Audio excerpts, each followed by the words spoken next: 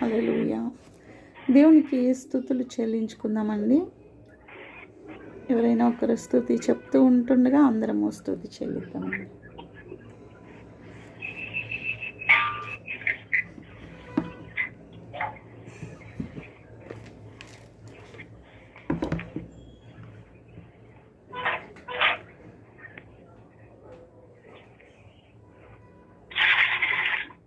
చెప్తారక్క దేవక్క? చెప్పండి.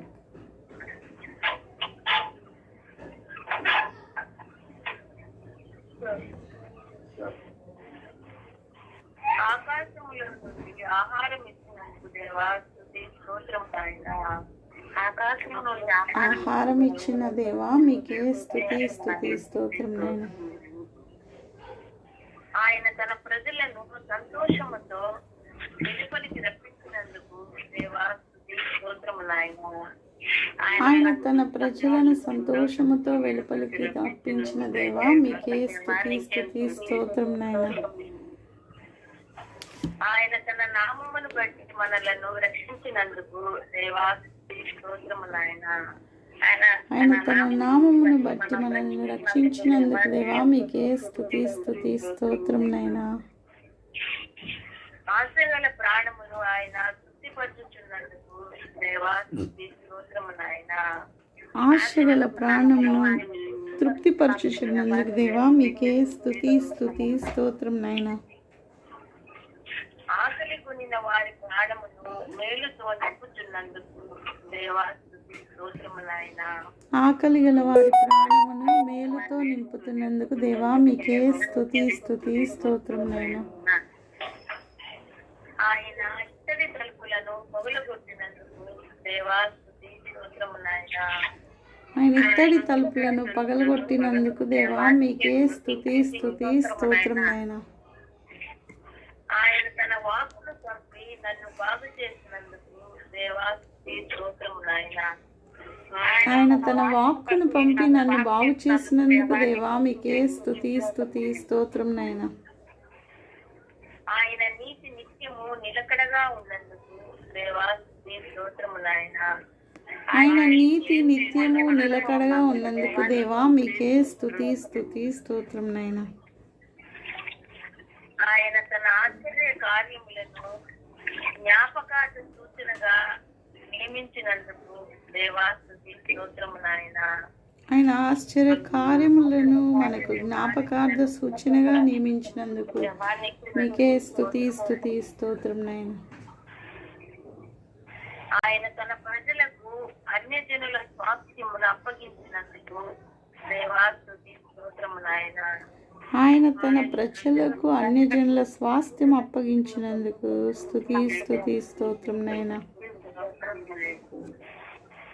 ఆయన చేతి కార్యములు సత్యమైనవి న్యాయమైనందుకు దేవా స్తుతి స్తోత్రం నాయనా. ఆయన చేతి కార్యములు సత్యమైనవి నీతి గలవి న్యాయమైనవి కనుక మీకే స్తుతి స్తుతి స్తోత్రం నాయనా. ఆయన శాసనములన్నీ నమ్మకములైనందుకు దేవా స్తుతి స్తోత్రం నాయనా. ఆయన శాసనములన్నీ నమ్మకమైనవైనందుకు దేవా మీకే స్తుతి స్తుతి స్తోత్రం నాయనా. ఆయన తన ప్రజలకు విమోచనం కలగజేయవాడైనందుకు దేవా స్తుతి స్తోత్రం నాయనా. ఆయన తన ప్రజలకు విమోచనము కలిగించువాడైనందుకు దేవా మీకే స్తుతి స్తుతి స్తోత్రం నాయనా. ఆయన నామము పరిశుద్ధమైనది పూజింపదగినదై ఉన్నందుకు దేవా స్తుతి స్తోత్రం నాయనా. ఆయన నామము పరిశుద్ధమైనది పూజింపదగినదైనందుకు దేవా స్తుతి స్తుతి స్తోత్రం నాయనా.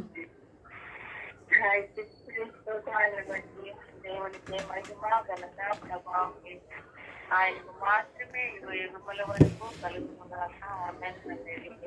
ఆమేన్ ఆమేన్ హల్లెలూయా. ఇట్టి గొప్ప స్తుతుల ద్వారా దేవుణ్ణి గణపరచుటకు మనకి ఇచ్చిన ధన్యతను బట్టి దేవుని నామాన్ని గణపరుస్తూ ఆయన నామాన్ని హెచ్చించుకుంటూ సమయంలో మనం కొద్ది నిమిషాలు వాక్యము ధ్యానం చేసుకుందామండి. ప్రతి ఒక్క క్రైస్తవుల యొక్క ప్రవర్తన ఎలా ఉండాలి, మనం దేవుని కొరకు ఎలాంటి ప్రవర్తన కలిగి ఉన్నప్పుడు మన కొరకు దేవుడు ఏ సాక్ష్యము కొరకు కనిపెడుతున్నాడు, ఏవి సాక్ష్యం ఇస్తాయి అనేది ఈరోజు చూడబోతున్నామండి. 1 కొరింథీ పత్రిక 15వ అధ్యాయము 34వ వచనము. 1 కొరింథీ పత్రిక 15వ అధ్యాయము 34వ వచనము.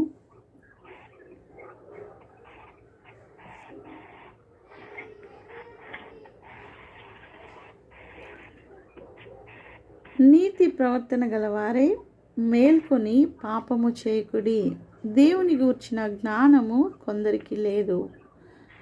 కాబట్టి మనము నీతి ప్రవర్తన గలవారై మేలుకొని పాపము చేయకుండా ఉన్నవారిగా మనం ఉండాలి. మన ప్రవర్తన నీతితో కలిసినదిగా ఉండాలి, నీతితో అనుసంధానం చేయబడినదిగా ఉండాలి.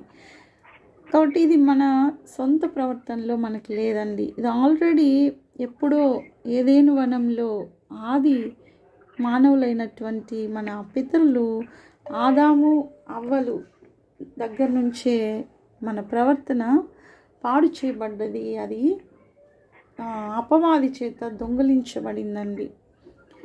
కనుక దేవుని నీతి యాడ్ అయిన తర్వాతే మన ప్రవర్తన విషయంలో మనం సరి చేసుకోగలం. కానీ ఇప్పుడైతే మనము యేసయ్య రక్తంలో ఎవరైతే కడగబడి ఉన్నారో ఆయన నీతిని కలిగి ఉన్నాం కనుక దేవుని నీతితో కూడిన ప్రవర్తన మనము ప్రవర్తించు వారిగా ఉంటున్నప్పుడు పాపముని మళ్ళీ ఆశపడకూడదు. పాపం వైపు మళ్ళీ మనము ఇష్టంగా దాని వెంబడి మనం పరిగెత్తే వారిగా ఉండకూడదు అని వాక్యము సెలవిస్తూ ఉందండి. నీతి ప్రవర్తన గల వారి మేలుకోవడం రోజంతా మేల్కొని ఉండడం కాదండి. మన మనోనేత్రాలు తెరవబడి ఉంటే మనము మేల్కొన్న వారిగా, విశ్వాస జీవితంలో మేల్కొనే వారిగా, దేవునితో అనుసంధానము అయి లేదా సహవాసంతో మేల్కొన్న వారిగా, ప్రార్థనతో మేల్కొన్న వారిగా, వాక్యము ధ్యానించుటలో మేల్కొనే వారిగా, ఇలా మనం మేల్కొన్న వారిగా ఉన్నప్పుడు నీతి ప్రవర్తన మన వెంట ఉంటుంది. అప్పుడు పాపాన్ని మనము అసహించుకుంటామండి, పాపాన్ని దగ్గరికి రానివ్వము. మనం తర్వాతగా ఫిలిప్పీ పత్రిక 1వ అధ్యాయము 28వ వచనం చూద్దామండి. ఫిలిప్పీ పత్రిక 1వ అధ్యాయము 28వ వచనము.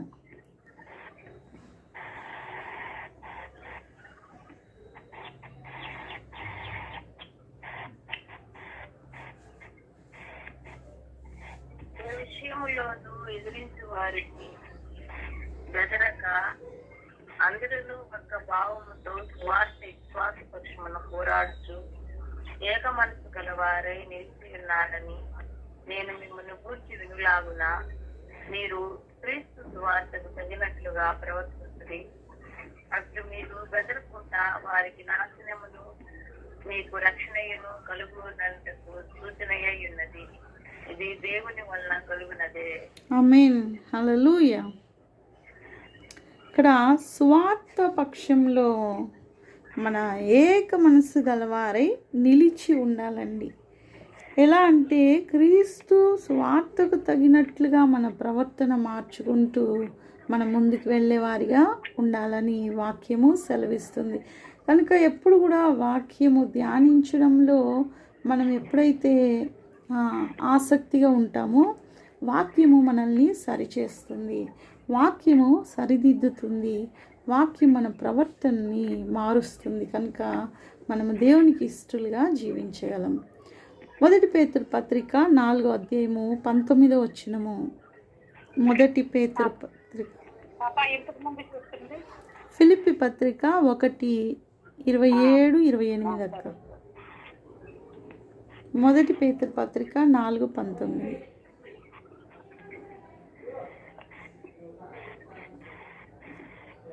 కాబట్టి దేవుని చిత్త ప్రకారము బాధపడువారు సత్ప్రవర్తన గలవారై నమ్మకమైన తృప్తికర్తకు తమ ఆత్మలను అప్పగించుకొనవలెను. ఆమేన్, హల్లెలూయా. దేవుని చిత్తము నెరవేర్చాలన్న ఆశ కలిగిన వారు ఉన్నారండి. అందరూ ఉండరు, అది అర్థమైన వాళ్ళు మాత్రమే ఉంటారండి. దేవుని చిత్తము నెరవేర్చబడాలి వారి జీవితంలో అని ఎన్నో సంవత్సరాలు ఎంత కఠినమైన బాధలో అయినా ఎదురు చూపుతో ఆయన చిత్తం నెరవేర్చిన వారు ఉన్నారండి. అన్న ప్రవక్తి యేసయ్యను చూసి ఆశీర్వదించి ఆమె మరణించాల్సి ఉండింది. ఆమె ఎన్ని సంవత్సరాల నుండి ఆమె విధవరాలిగా ఆ యొక్క ఆలయంలో, దేవాలయంలో ఆమె పనిచేస్తూ ఉందండి. ఎదురు చూస్తూ ఉంది, ఓర్పుతో సహనముతో ఎంతో చక్కగా ఎదురు చూస్తుంది. కేవలము దేవుని చిత్తము నెరవేర్చాలన్న ఆశతో. ఇలాంటి చిత్తం కలిగిన వారు ఎక్కడో ఒక్కరే ఉంటారండి. వారిని ప్రత్యేకంగా మన బైబిల్ గ్రంథము మనకు తెలియజేస్తుంది. అందరూ అలాంటి మనసు ఉండరు. అంటే అందరిలో మనం ఒకరు అయినప్పుడు మనం దేవునికి ఒక ప్రత్యేకత ఏముండదండి. కానీ ఈ ఆశ కలిగిన వారైతే తప్పకుండా దేనికోసమైనా సరే విడిచిపెట్టుకోవటానికి, దేవుని చిత్తం నెరవేర్చడానికి ఇష్టపడతారు. ఏలియా ఎంతో గొప్ప ప్రవక్తగా ఉన్నాడు. కానీ ఏలియా వెళ్ళాల్సిన సమయం వచ్చినప్పుడు ఎలీషా తను ఎంతో ఆస్తిపరుడుగా భూమిలో దున్నుతూ ఎంతో సంతోషంగా జీవిస్తున్న ఎలీషా ఒక్క మాట వినగానే సమస్తం విడిచిపెట్టి వచ్చి తన గురి, దేవుని చిత్తం తన పట్ల ఏంటో తెలుసుకొని కంటి రెప్ప కూడా వేయకుండా ఏలియా దగ్గర రెండింతల ఆత్మ కావాలని ఆశపడిన వాడే అది పొందుకునేంత వరకు కూడా ఎంతో గురి కలిగి విశ్వాసముతో పొందుకున్నాడండి. ఆ సమయంలో ఎలీషాకి బాధలు లేవంటారా? ఎలీషా ఎంతో ఉన్నతంగా జీవిస్తున్న తన సొంత బ్రతుకుని, తన సొంత ఆస్తిపాస్తులను అన్నీ కూడా విడిచిపెట్టిన సమయంలో తను వచ్చేసిన తర్వాత తన జీవితం వేరండి. కానీ ఆ గురువుకి ఒక చిన్న సేవకుని వలె తను తాను తగ్గించుకున్నప్పుడే ఎంతో హెచ్చించబడ్డాడు. ఏలియా కంటే 2 రెట్లు గొప్ప ఆత్మతో నింపబడి ఎన్నో మహత్కార్యాలు, ఎన్నో అద్భుత కార్యాలు ఎలీషా ద్వారా మనము చూడగలము. అట్టి రీతిగానే మనము దేవుని కొరకు ఎదురు చూస్తూ నమ్మకంగా ఆయన మనకిచ్చిన చిత్తం నెరవేర్చడానికి మనల్ని సత్ప్రవర్తనతో మనల్ని మనం ప్రూవ్ చేసుకోవాలండి. మనల్ని మనము అప్పగించుకోవాలి, దేవునికి అప్పగించుకోవాలి. ఈ మధ్యలో ఎన్నో శోధనలు వస్తాయి, ఎన్నో ఒడిదుడుకులు వస్తాయి, ఎంతగానో సమస్యలు, కఠిన బాధలు, కరువు, ఉపద్రవము, వస్త్రహీనత, ఖడ్గము ఏదైనా సరే క్రీస్తు నుండి మనల్ని ఎడబాపలేవు. అలాగే దేవుని చిత్తము మన పట్ల నెరవేర్చబడకుండా ఏది కూడా ఆపలేదు. ఆమేన్, హల్లెలూయా. చెప్దామా అండి? ఆసక్తి గల వారందరూ చెప్దామా? నేను నా దేవుని చిత్తము నా పట్ల నెరవేర్చబడుటకు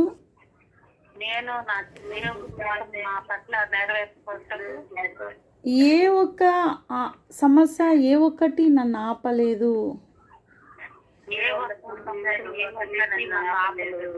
నన్ను, నా కుటుంబాన్ని, నా పిల్లల్ని, మా తరాలని దేవుని చిత్తము సంపూర్ణంగా నెరవేర్చబడుటకు దేవుని ఆత్మ మాకు తోడై సహాయకుడుగా ఉంటాడు. ఆమేన్, హల్లెలూయా.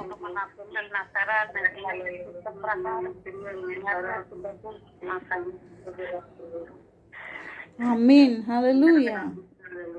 దేవుని ఆత్మ ద్వారా మనందరి కుటుంబాలు దేవుని చిత్తం నెరవేర్చబడును గాక. ఆమేన్. న్యాయాధిపతులు 11:36 నుంచి 40 వరకు చూద్దామండి. న్యాయాధిపతులు 11 అధ్యాయము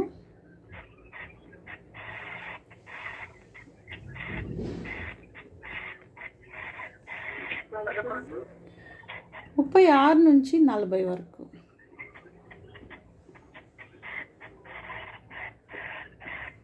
ఆమె నా తండ్రి యెహోవాకు మాట ఇచ్చింటివా, నీ నోటి నుండి బయలుదేరిన మాట చొప్పున నాకు చేయము. యెహోవా నీ శత్రువులైన అమ్మోనీయుల మీద పగతీర్చుకుని ఉన్నాడని అతనితో అనెను. మరియు ఆమె నా కొడుకు చేయవలసినది కనుక 2 నెలల వరకు నన్ను విడువము, నేనును నా తల్లిదండ్రులను పోయి కొండల మీద ఉండి నా కన్యాసమును గురించి ప్రలాపించుదని తండ్రితో చెప్పగా అతడు పొమ్మని చెప్పి 2 నెలల వరకు ఆమెను పోనిచ్చిన కనుక ఆమె తన చెలికత్తెలతో కూడా పోయి కొండల మీద తన కన్యాసమును గురించి ప్రలాపించింది. 40 వరకు అక్క. ఆ 2 నెలల అంతమున ఆమె తన తండ్రి వద్దకు తిరిగి రాగా అతడు తాను మురుక్కుని మురుక్కుబడి చొప్పున ఆమెకు చేశాను. ఆమె ఆ పురుషుని ఎరుగనే లేదు. ప్రతి సంవత్సరము ఇశ్రాయేలీయుల కుమార్తెలు 4 దినములు గిలాదు దేశస్థుడైన యెఫ్తా కుమార్తెను ప్రసిద్ధి చేయుట. ఆమేన్, హల్లెలూయా. ఇక్కడ దేవుని చిత్తం ఏమై ఉన్నదండి? యెఫ్తాకి ఇష్టమైనటువంటి, అంటే తన కోసం కాదండి. ఇక్కడ యెఫ్తా అమ్మోనీయులు అంటే ఆ దేశంలో వారికి ఉన్న శత్రువులండి. వారికి ఇక్కడ రాజుగా ఉన్నటువంటి యెఫ్తా కుమార్తెను తను దేవుని చిత్తానికి అర్పించాలనుకుంటున్నాడు. అంటే ఎవరు మొదట నాకు ఎదురైతే వారిని నేను దేవునికి అర్పించుకుంటాను అని ఆయన అనుకున్నాడు కనుక, అయితే ఇక్కడ దేవుని చిత్తం ఇదని తెలుసుకొని అది బాధతో కూడినదైనా సరే ఆ కుమార్తె కూడా దానికి అంగీకరిస్తుంది. తండ్రి కూడా ఎంతో మనపూర్వకంగా దేవుని కొరకు సమర్పించుకుంటున్నాడండి. అంటే ఇక్కడ బలి అర్పణ కాదు కానివ్వండి, సంపూర్ణంగా ఆమెను దేవుని కొరకైనా ఒక పాత్రగా మార్చుకోవడమే. అలాంటి మనసు అప్పుడు దేవుడు ఇచ్చాడు. అంతే ఈరోజు మన జీవితాల్లో కూడా మంచి ప్రవర్తన కలిగిన వారిగా మనము యెఫ్తా జీవితంలో తన కుమార్తెను మనం చూస్తున్నాము. కన్యత్వాన్ని ప్రలాపించుకోవటానికంటే తన మనసుని సిద్ధపరచుకోవటానికి వెళ్ళిందండి. తన చెలికత్తె లేదా తన తోటి స్నేహితురాలను తీసుకుని వెళ్ళింది. కొంతమంది మనకు పాడు చేసేదానికి మనసు పాడు చేసే వాళ్ళు ఉంటారండి. ఎప్పుడు కూడా వాళ్ళతో మనం బాధ పంచుకోకూడదు. వాళ్ళు మనకు నెగిటివ్ మైండ్ని క్రియేట్ చేస్తారని తెలిస్తే వారితో బాధ మనం పంచుకోకూడదు. దానికంటే మనము దేవునితో మాత్రమే పంచుకోవడం మేలు. అదే మీ బాధకి సహాయంగా దేవుని ప్రేమతో కూడిన మాటలతోటి, ప్రార్థనతోటి ఎవరైతే మిమ్మల్ని ఆదరించగలరో వారితో మన బాధలు పంచుకుంటే దేవుని సహాయము వారి ద్వారా మనకు, వారి మాటల ద్వారా, వారి యొక్క క్రియల ద్వారా కూడా అందించగలడు మన దేవుడు. కాబట్టి అలాంటి విధముగా మనం ఉండేవారిగా చూడాలండి. కాబట్టి దేవుని చిత్తానుసారమైనది మన జీవితాల్లో నెరవేర్చబడాలని ఎల్లప్పుడూ మనము కోరుకుందామండి. అయితే మన ప్రవర్తన గూర్చిన ప్రతి ఒక్కటి మనము దేవునికి ఒకరోజు అప్పగించాల్సి ఉంది. మన కొరకు కొన్ని సాక్ష్యము ఇచ్చేవిగా ఉన్నాయండి. అవి ఏమి సాక్ష్యం ఇస్తాయి అనేది ఈరోజు మనము చూద్దామండి. 1 యోహాను పత్రిక 5వ అధ్యాయము 9 నుండి 11 వచనం వరకు. 1 యోహాను పత్రిక 5:9 నుండి 11.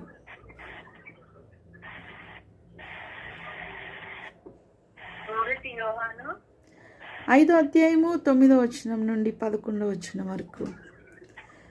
మనము మనుషుల సాక్ష్యము అంగీకరిస్తున్నాము కదా, దేవుని సాక్ష్యము మరి బలమైనది. దేవుని సాక్ష్యము ఆయన తన కుమారుని గురించి ఇచ్చినదే. దేవుని కుమారుని విశ్వాసం ఉంచేవాడు తనలోనే ఈ సాక్ష్యము కలిగి ఉన్నాడు. దేవుని నమ్మిన వాడు ఆయన తన కుమారుని గురించి ఇచ్చిన సాక్ష్యములను నమ్మలేదు కనుక అతడు దేవుని అబద్ధికునిగా చేసిన వాడే. ఆ సాక్ష్యం ఏమనగా దేవుడు మనకు నిత్య జీవం దయచేసిన ఈ జీవము ఆయన కుమారుని ఎన్నున్నది.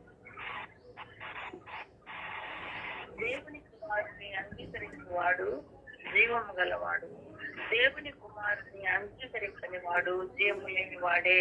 ఆమేన్, హల్లెలూయా. కాబట్టి మనము ఎప్పుడు కూడా మన చుట్టూ ఉన్న సాక్ష్యము, మనుషుల సాక్ష్యం ఎక్కువ చూస్తుంటామండి. మన పక్కన వాళ్ళు మనకు సాక్ష్యం చెప్పి, మన ఇంట్లో వాళ్ళు మన పక్షంలో మాట్లాడితే ఇవే మనకు గొప్ప సాక్ష్యాలుగా కనపడుతుంటాయి. కానీ అసలైన సాక్ష్యం ఏంటంటే దేవుడు మన కొరకు ఇచ్చే సాక్ష్యమే నిజమైన సాక్ష్యము, బలమైన సాక్ష్యము, గొప్ప సాక్ష్యం అండి. కాబట్టి మన కొరకు దేవుడు సాక్ష్యం ఇచ్చే విధంగా ఎలా ఇస్తాడు? ఎవరైతే ఆయన కుమారుని యందు విశ్వాసం ఉంచుతున్నారో వారందరూ దేవుడు మన కొరకు సాక్ష్యం ఇస్తాడండి. నమ్మాలి, అప్పుడు మనం నిత్య జీవాన్ని పొందుకుంటున్నాం. అయితే ఆ సాక్ష్యం కలిగిన వారు దేవుని జీవం కలిగిన వారు, సాక్ష్యం లేనివారు దేవుని జీవం లేనివారే. కనుక ఈరోజు ఆయన్ని నమ్మి విశ్వాసముతో ఆయన కుమారుని యందు విశ్వసించి ఆయన్ని నమ్ముతూ అనుదినము కొనసాగింపబడుతున్నామంటే బలమైన దేవుని సాక్ష్యము మన జీవితాలలో, మన కుటుంబాల్లో, మన పిల్లల్లో, మన తరాల్లో ఉంటున్నట్లే. ఇది ఎంత మధురమైనదో, ఎంత అమూల్యమైనదో, ఎంత శ్రేష్టమైనదో మనం తెలుసుకోవాలని ఈ మాటలు ఇప్పుడు పంచుకుంటున్నామండి. దీనిలోనే మనము చూస్తున్నట్లయితే 1 యోహాను పత్రిక 5:6-7 వచనాలు చూద్దామండి. నీళ్ళ ద్వారాను రక్తము ద్వారాను వచ్చిన వాడు ఈయనే, అనగా యేసు క్రీస్తు. ఈయన నీళ్లతో మాత్రమే గాక నీళ్లతోనూ రక్తంతోనూ వచ్చిన ఆత్మ సత్యము కనుక సాక్ష్యం ఇచ్చువాడు ఆత్మయు. ఆమేన్, హల్లెలూయా. సాక్ష్యం ఇచ్చేది ఇక్కడ ఆత్మ సాక్ష్యం ఇస్తుందండి. దేవుడు బలమైన సాక్ష్యం ఇస్తాడు, ఆత్మ మన కొరకు సాక్ష్యం ఇస్తుంది, ఇంకా నీళ్లు కూడా సాక్ష్యం ఇస్తున్నాయండి, రక్తం కూడా సాక్ష్యం ఇస్తుంది. ఇప్పుడు 7వ వచనంలో మనం చూస్తే సాక్ష్యం ఇచ్చేవారు ముగ్గురు, అనగా ఆత్మయు నీళ్లును రక్తమును ఈ ముగ్గురు ఏకీకరించి ఉన్నారు. ఆమేన్, హల్లెలూయా. చూడండి, దేవుడు మనకు బలమైన సాక్షిగా ఉండడం మాత్రమే కాదు, ఈ లోకంలో మనకు తెలియకుండా మనలో ముద్రించబడి ఉన్నటువంటి దేవుని ఆత్మ అయిన పరిశుద్ధాత్మ దేవుడు కూడా మన కొరకు సాక్షిగా ఉంటున్నాడు. అంతేకాదు, నీళ్ళు అని చెప్పబడుతున్న జీవ జలాలు ఎవరండి? మన కొరకు దప్పిక తీర్చే నీరుగా మార్చబడిన ఆ బండలో నుండి వచ్చిన జలము ఎవరు అంటే క్రీస్తే అంట. కాబట్టి ఆయన ఎన్ని రకాలుగా మన కొరకు సాక్ష్యం ఇస్తున్నాడు. రక్తం అండి, యేసయ్య రక్తంలో కడగబడిన వారిగా ఉంటున్న మన కొరకు రక్తము సాక్ష్యం ఇస్తుంది. ఇవన్నీ కలిపి మనకు సాక్ష్యం ఇస్తున్నాయి. అంతేకాదు, ఈ లోకంలో మాటలు రానివి కూడా మన కొరకు సాక్ష్యం ఇస్తాయండి. ద్వితీయోపదేశకాండం 30:19 వచనము. ద్వితీయోపదేశకాండం 30:19.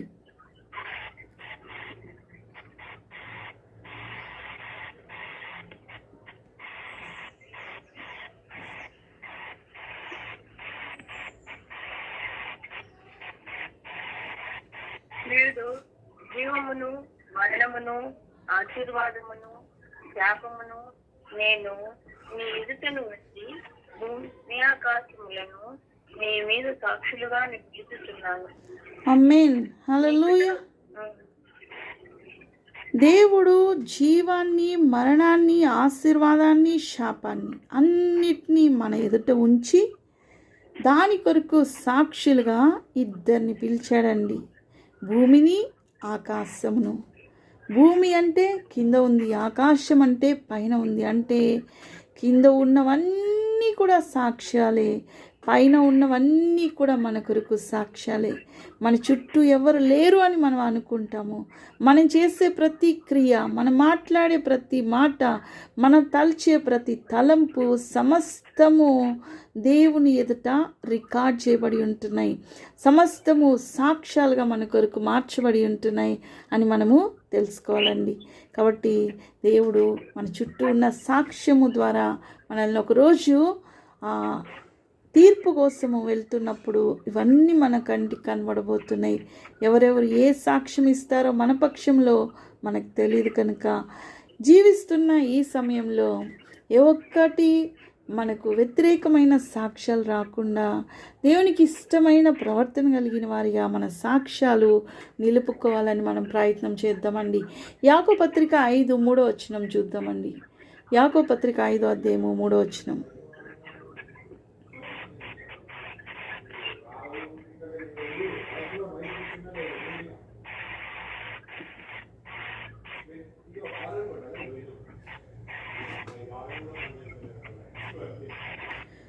మీ బంగారమును మీ వెండియు తుప్పు పట్టినవి, వాటి తుప్పు మీ మీద సాక్ష్యముగా ఉండి అగ్ని వలె మీ శరీరమును తినివేయును. మన బంగారు వెండి ఏదైతే ఎప్పటికీ ఉంటాయి, అవి ఏమాత్రము తుప్పు పట్టవనుకుంటున్నామో అవి కూడా తుప్పు పట్టి మన కొరకు సాక్షులుగా నిలబడబోతున్నాయి. ఆ సాక్ష్యము మనల్ని గొప్పగా పెట్టే సాక్ష్యంగా కాకుండా మన శరీరాన్ని అగ్నితో కాల్చినంతగా కాల్చివేసే సాక్ష్యాలు ఉండబోతున్నాయంటండి. కాబట్టి ఈరోజు బంగారు, డబ్బు లేదా ఇంకేదైనా వెండి, ఆస్తి, అంతస్తు ఇవేవి కూడా మనల్ని నిత్య జీవం అన్న వరంలోనికి నడిపించలేవు. కానివ్వండి, కేవలము మనము దేవుని చిత్తం నెరవేర్చి ఆయనకి ఇష్టానుసారమైన ప్రవర్తన ద్వారా మాత్రమే నిత్య జీవం పొందుకోగలమని జ్ఞాపకం చేసుకుందామండి. మన పాపము కూడా మన మీద సాక్ష్యంగా నిలబడబోతుంది. ఈరోజు పాపము కయ్యూనికి వాకిట పాపము పొంచి ఆశతో అది వాంఛగలిగి ఉందంటండి. ఎందుకంటే వాంఛ అనేది పాపము ద్వారా అది ప్రేరేపించబడి మన పైన బలవంతంగా దానిలోనికి నెట్టబడేలా ప్రయత్నం చేస్తుందండి. అంటే బలాత్కారంతో మనల్ని అది బంధిస్తుంది. యెషయా 59:12 చూస్తే, యెషయా గ్రంథం 59:12.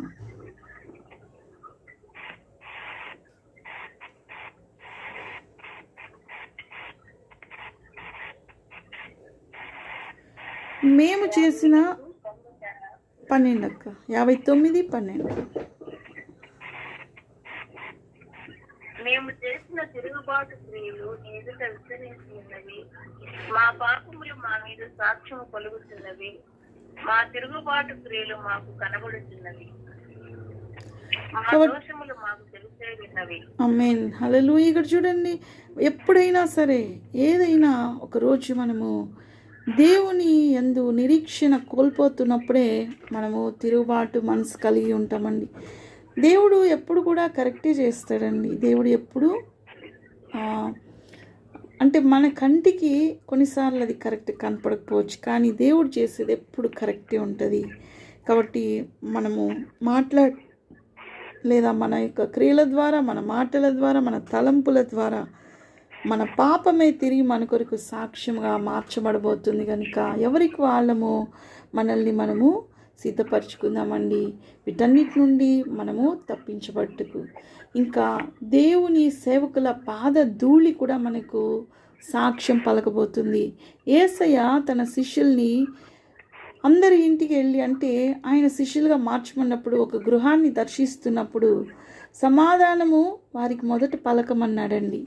అదే ఆ సమాధానం వారు ఇవ్వలేనప్పుడు ఆ గృహంలోని వారు సమాధానంతో వీరితో లేకుండా ఉంటే వెళ్ళినటువంటి వారి సమాధానం వారి వెంటే వెళ్ళిపోతుంది, కానివ్వండి ఆ గృహంలో ఉన్న వారికి మాత్రము సమాధానం ఉండదు.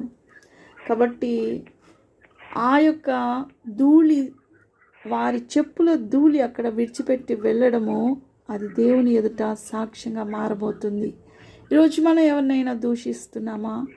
ఎవరినైనా మనము బాధతోటి ఎవరి పట్ల అయినా మనం కోపము పెంచుకొని ఉన్నామా? సమస్తం అన్నిటిని కూడా తీసివేసుకుందామండి. ఏ ఒక్క సాక్ష్యము మన పైన వ్యతిరేకమైన సాక్ష్యాలు పనిచేయకూడదు. మన కొరకు ఒకే సాక్ష్యం కలిగి ఉండాలి. ఈయన నా ప్రియ కుమారుడు, ఈయన యందు నేను ఆనందిస్తున్నానని ఏ మాటలైతే యేసయ్యను బట్టి మన తండ్రి అయిన దేవుడు పలికాడో అలాంటి సాక్ష్యము మనం కలిగి ఉండాలని ఆశపడదామండి.